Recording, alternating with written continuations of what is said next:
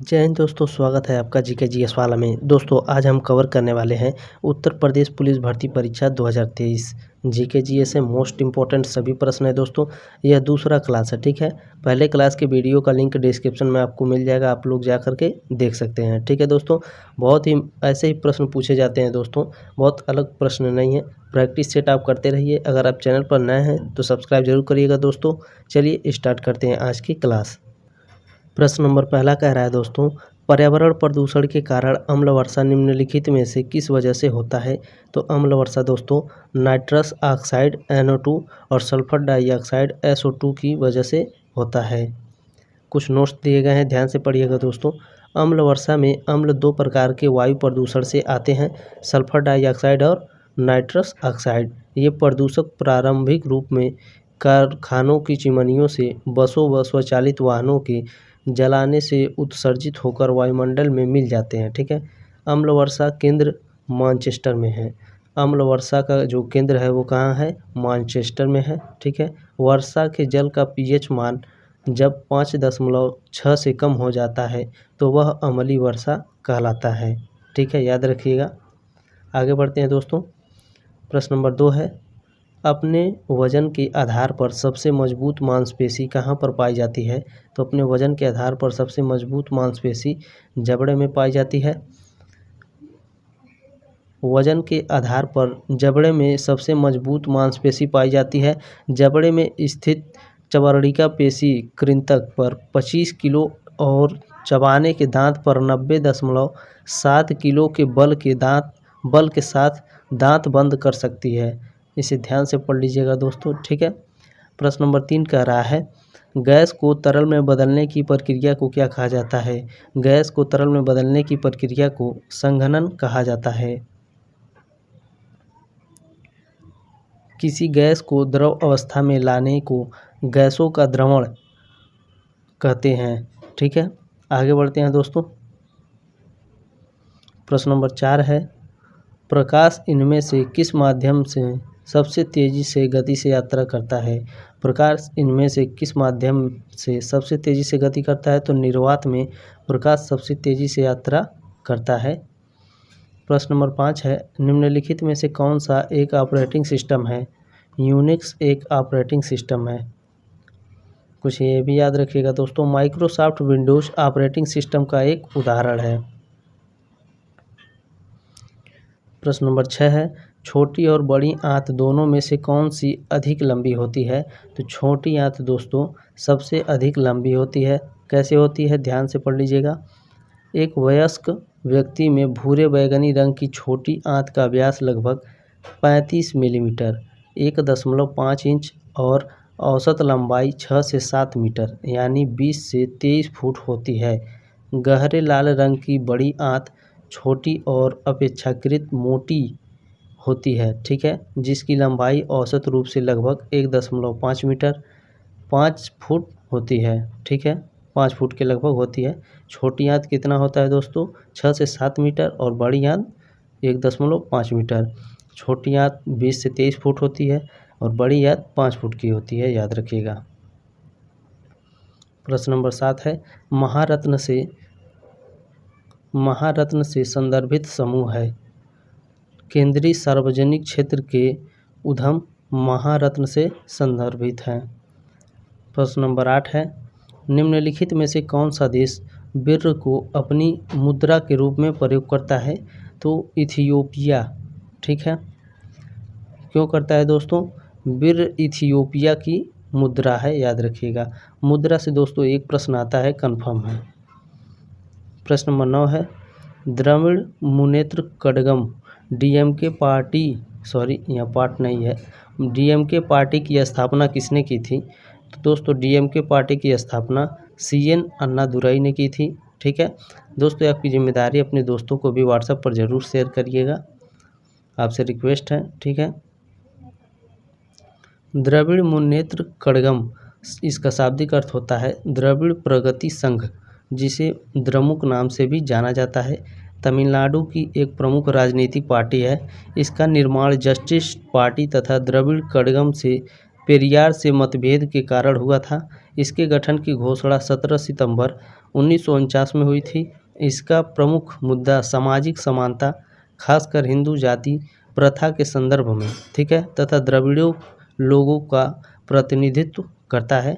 अगर पूछेगा द्रविड़ मुन्नेत्र कड़गम की स्थापना कब हुई थी, तो 17 सितंबर 1949।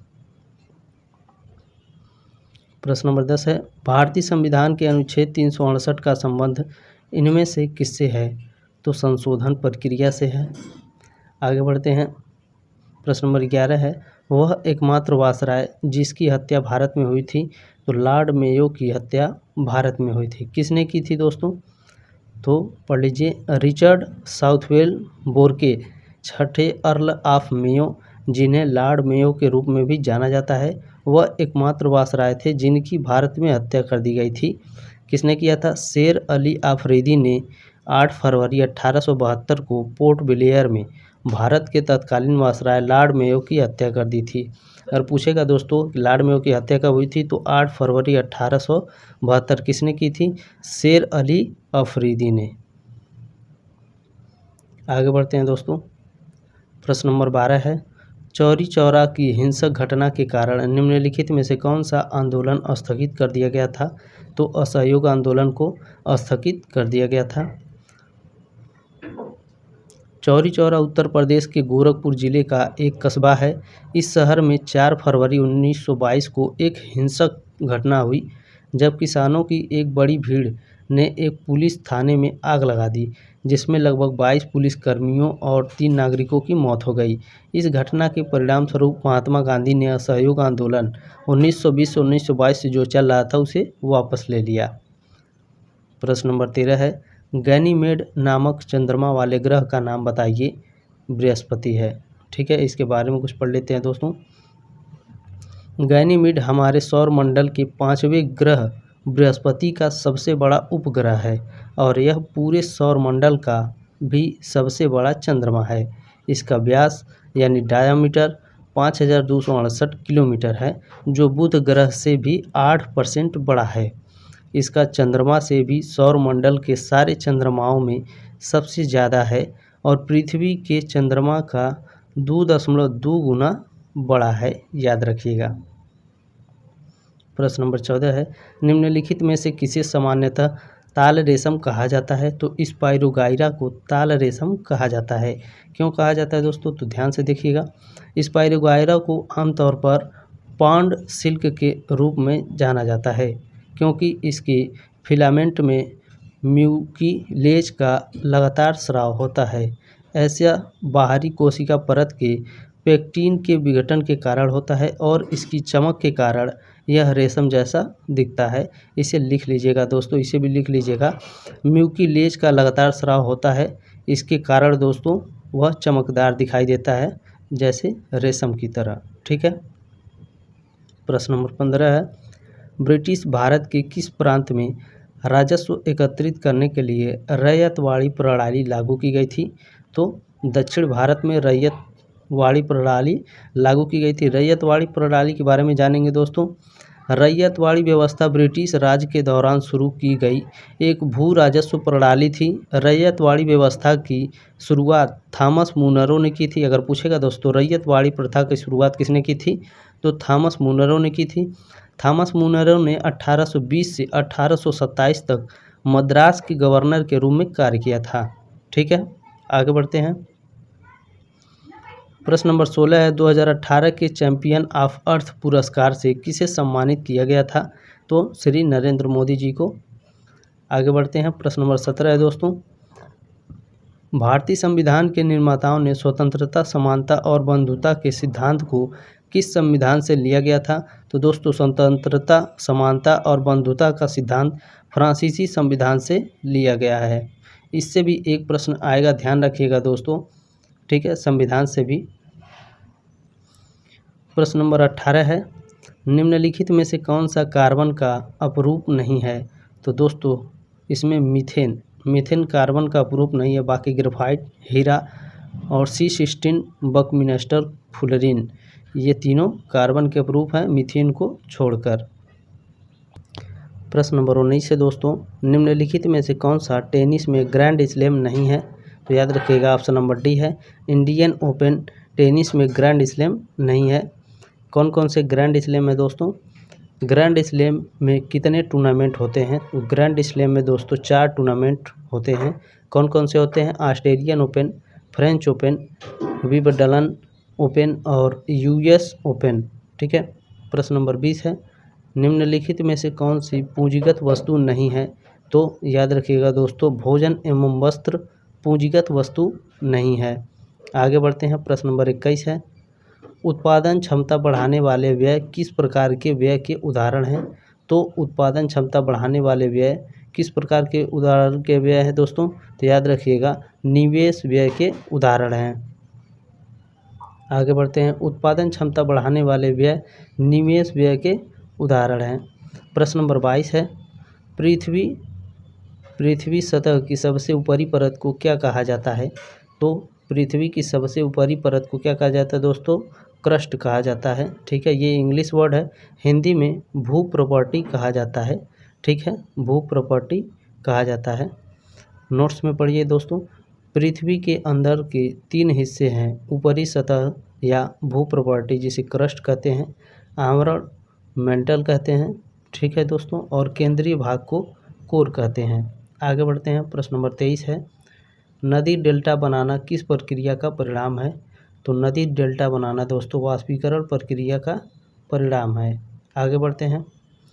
प्रश्न नंबर 24 है, निम्नलिखित में से कौन सी एक ठंडी महासागरीय धारा है?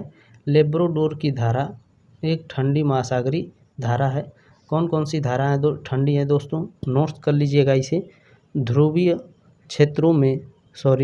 क्षेत्रों से भूमध्य रेखा की ओर बहने वाली महासागरीय धाराएं आसपास के पानी की तुलना में ठंडी होती हैं, इसलिए उन्हें ठंडी धाराएं कहा जाता है। उदाहरण के लिए पश्चिमी हवा बहाव, हेम्बोल्ट यानी पेरू की धारा, लेब्राडोर की धारा, पूर्व ग्रीनलैंड की धारा, पश्चिमी ऑस्ट्रेलियन धारा, ओयासियो धारा आदि। ठीक है, इसे नोट कर लीजिएगा दोस्तों। ठीक है, इनमें से कोई भी एक दे सकता है आपको। प्रश्न नंबर 25 है, क्षेत्रफल की दृष्टि से विश्व का दूसरा सबसे बड़ा देश कौन सा है? तो क्षेत्रफल की दृष्टि से दूसरा सबसे बड़ा देश कनाडा है। याद रखिएगा दोस्तों। ठीक है, कौन कौन से दोस्तों लाइन से देख ले। अगर पूछेगा कि तीसरा सबसे बड़ा देश कौन सा है, तो संयुक्त राष्ट्र अमेरिका है। पहले पे है रसिया, दूसरा सबसे बड़ा देश कनाडा, संयुक्त राज्य अमेरिका तीसरा है, चौथे पे है चाइना, चीन, उसके बाद ब्राज़ील है, फिर ऑस्ट्रेलिया है, 7वें नंबर पे भारत है दोस्तों। वीडियो पसंद आए तो एक लाइक ज़रूर कीजिएगा, अपने दोस्तों के साथ शेयर ज़रूर कीजिएगा दोस्तों। मिलते हैं अगले क्लास में, तब तक ले जय हिंद, वंदे मातरम।